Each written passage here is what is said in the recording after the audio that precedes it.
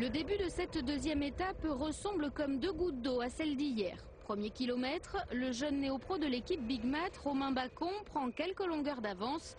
Avant-dernier au général à plus de 12 minutes, il compte bien épater aujourd'hui son directeur sportif. Quelques hectomètres plus loin, un deuxième homme, Brice Feillu, sort du peloton.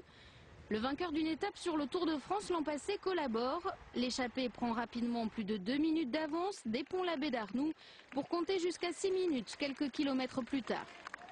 Derrière, le gros du peloton roule au train, un train assuré par l'équipe du leader Anthony Roux. Cette étape entre Saint-Georges de Didonne et Niort arrivera au sprint, il ne peut pas en être autrement. La Française des Jeux est une équipe assez solide pour contrôler, et Anthony Roux est quand même quelqu'un qui roule assez vite.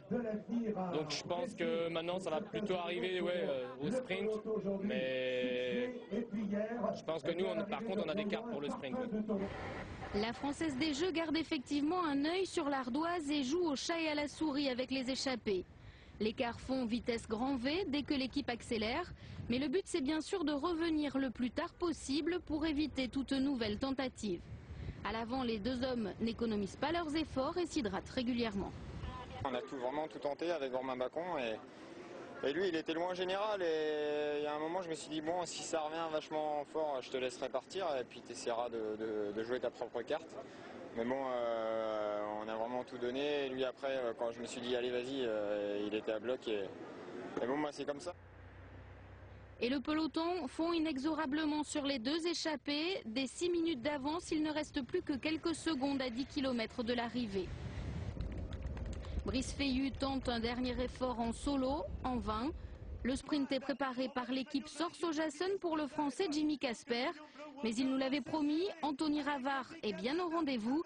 Il devance le Picard sur la ligne d'arrivée et ne cache pas son bonheur. Je voulais pas me faire surprendre, donc j'ai lancé de loin, mais j'ai regardé que ma roue avant jusqu'à temps que je voyais la ligne passer.